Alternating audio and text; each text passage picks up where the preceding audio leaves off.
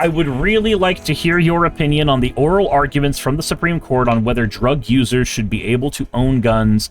I found it incredibly interesting and entertaining despite how dense it is on legal jargon. I mean, we have to do a couple of things here. We have to do a definition of drug users, because are we talking just illicit drugs? Because there's a difference between somebody who's hyped up on heroin or PCP versus somebody who's, like, on cannabis. Also, how many is there 9 total in here? Let me see here. Hold on. The cases for cannabis? Hold on. Supreme Court, gun, drug. I should be able to find it this way. The Supreme Court on Monday was skeptical that the indictment of a Texas man on charges that he violated a federal law prohibiting the possession of a gun by the users of illegal drugs could go forward. Ali Denial Hamani argued that the law violates the Second Amendment, which guarantees the right of people to keep and bear arms, as it applies to him, and a majority of the justices appeared to agree. They found a pistol, marijuana, and cocaine at his house. He was charged with violating a federal law, making it a crime. Why did they write it twice? Fuck off. You don't have a fucking word count on this shit. Let's see here. Federal trial throughout the charge at Hamani's request. U.S. District Judge Amos Mazant relied on a recent decision by the U.S. Court of Appeals at the Fifth Circuit, which had held that the law used to indict Hamani is unconstitutional when used to charge someone who may have used drugs regularly, but was not shown to be under the influence of drugs when he had the gun. The Court of Appeals upheld that ruling, prompting the federal government to come to the Supreme Court. Representing the federal government, Principal Deputy Solicitor General Sarah Harris told the justices that the Second Amendment does not prohibit the government from temporarily disarming habitual marijuana users while they persist in using frequently. Again, what does persistent habitual marijuana user mean? Because, like, for instance, my girlfriend has a Smith & Wesson, and she also uses edibles for her chronic pain. So, like, is she not allowed to defend herself from a rapist because she has a chronic pain condition?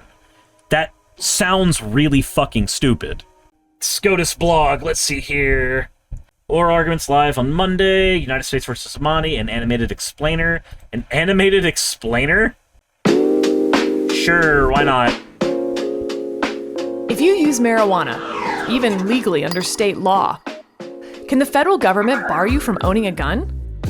The Supreme Court is about to answer that question in United States v. Hamani. Here's what happened. In 2022, FBI agents searched Ali...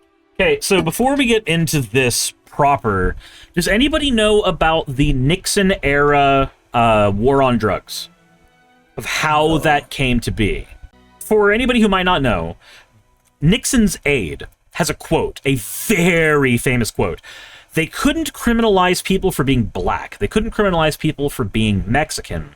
But they could associate crack cocaine with black people, and they could associate marijuana with Mexicans, and then go after those races under the pretense of a war on drugs. The concept of the war on drugs in America, as we understand it, began quite literally as a way to criminalize different races of people, because we were barely a generation out from the end of the civil rights movement as it was. So our government still wanted to have that ability to cling to power over minority races, and it's not like they don't still do that shit today. So that's the government that we are talking about right now, that wants to say that you're not allowed to, that might want to say that you're not allowed to have a gun if you have used an illicit substance. Now remember, they get to define what an illicit substance is. They get to define the amount of that illicit substance that you are allowed to take, if any. They get to define what habitual use is. They get to define all of the terms. They have all the power in the negotiation. So I want to throw another concept to you. If you have a gun and I don't have a gun, we can't have a negotiation. Period. You can't negotiate with the person who has absolute power over you. What you take from that is your personal bit. But let's go ahead and see what's going on with the video. Let's see what they say in here. It's only 2 minutes, 40 seconds. It should be quick. Danielle Hamani's Texas home and found a Glock 9mm pistol, along with marijuana and cocaine. Yeah, we already knew that. Federal prosecutors charged him under a law called Section 922G3, which makes it a crime for anyone who's an unlawful user of or addicted to any controlled substance. Any controlled substance. So, for instance, if somebody is on fentanyl for chronic pain, I actually have a friend who has fentanyl patches, and it's the only way that he's able to function. Dude's old as shit. It is just how he is. This dude's old as shit, which means that if somebody were to try to accost him, his ability to be able to defend himself is already compromised by his age. So are you saying that he's not allowed to own something to equalize those odds in his favor, should something bad happen to him, say in the city of Atlanta, where we live? Would you say he's not allowed to have the ability to defend himself over and above what a criminal would be able to use to attack him because he has chronic pain? Because he has a controlled substance in his system at all times in order to function at all. That, again, that would sound stupid to me. I had a girlfriend years ago who worked at Cracker Barrel, and one of the rules they had at Cracker Barrel was that you were not allowed to carry things like a taser or mace on your person in the premises. And when my girlfriend at the time told me that, bear in mind, this is when I was really conservative. The first thing out of my mouth was, so they're pro-rape? That if you're saying that a person who is less likely to be able to defend themselves against one or two accosters can't have a thing to defend themselves, you are pro-rape in that situation, because that is the invariable endpoint for that. To possess a firearm. The penalty? Up to 15 years in prison. But here's the twist. Hamani wasn't high when agents found the gun. He's a drug user, yes, but the law doesn't require you to be intoxicated while holding the weapon.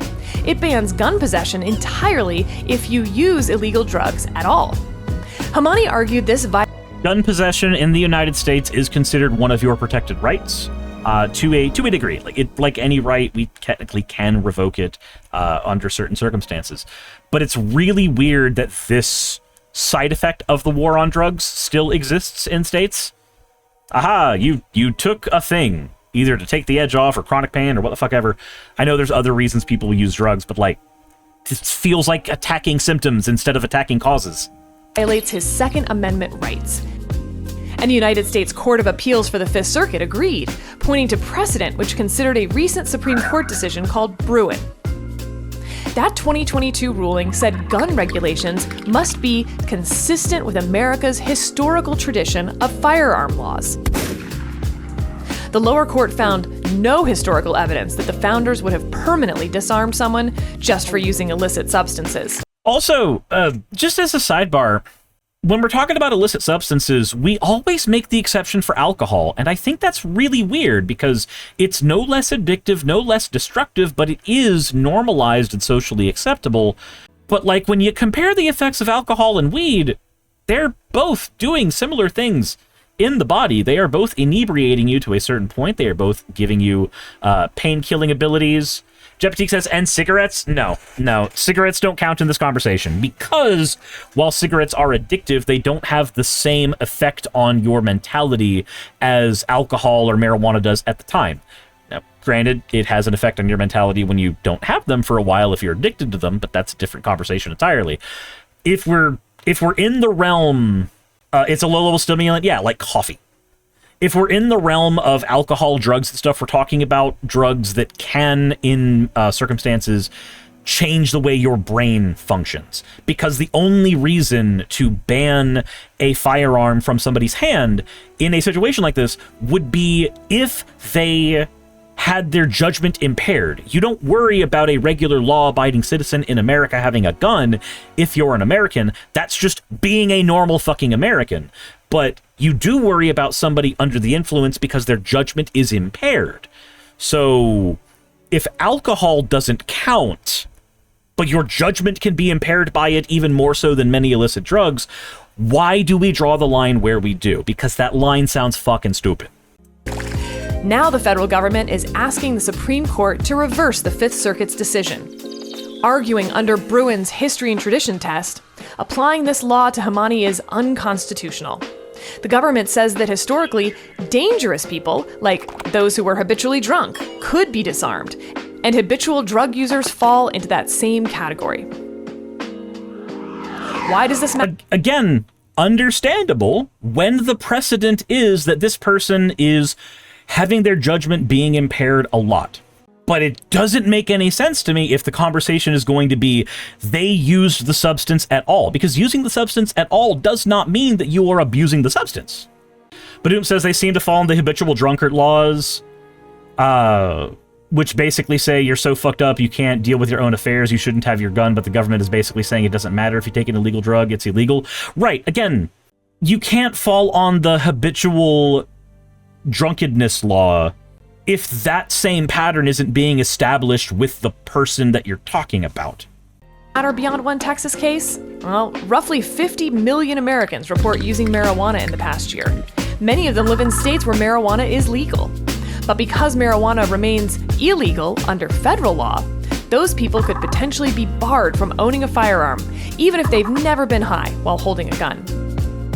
At the same time, the government says that mixing guns and controlled substances poses serious public safety risks, and that Congress needs the authority to address those risks. So, as with anything, yes, it poses those risks. But let me paint you a scenario, just a small one. What type of person is most likely to use illicit drugs? Typically, it is going to be somebody who is either ridiculously rich and in power and wants whatever fucking things they can get to give them dopamine rushes, or it is people who are poor and infirm. People who are struggling, people who are poor, tend to use these drugs more, and it's not like this wouldn't be the first time that the United States government decided to put in a law that specifically fucked over poor people. Now, is it? It's weird to me when we have a Congress that is trying to argue in every way possible that they should be able to erode more and more and more and more and more rights of American citizens, even if they haven't committed a crime, right? And not crime as in this is a thing that is legally considered a crime, but a crime as in something that has actually harmed somebody in some way. Also, I did not realize that this whole time fucking Halo Wars was still playing in the background. Dear God, why can't I pull it up and close the window? Holy shit.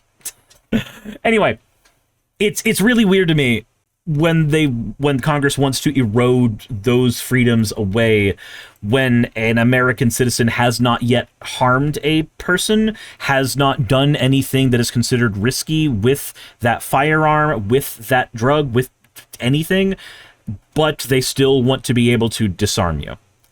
I am an advocate that the proletariat should be armed because I believe that we have a government that does not operate in our best interests. And the Founding Fathers were really fucking clear about how you water the Tree of Liberty. Badoom says they wanted to ban all drug users from gun, but if that doesn't work, Schedule 1 and 2 work fine. Yeah, and here we are. Said it's such a stupid argument. It is. It is a very, very dumb argument.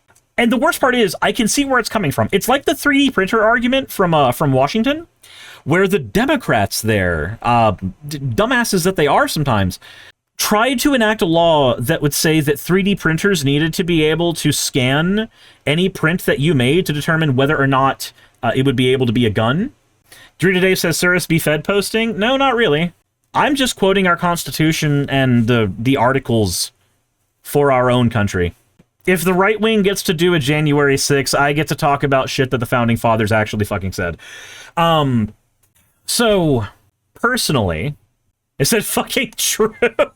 Like, I'm sorry, I will never advocate for violence. I do not think that it is a good solution to most things.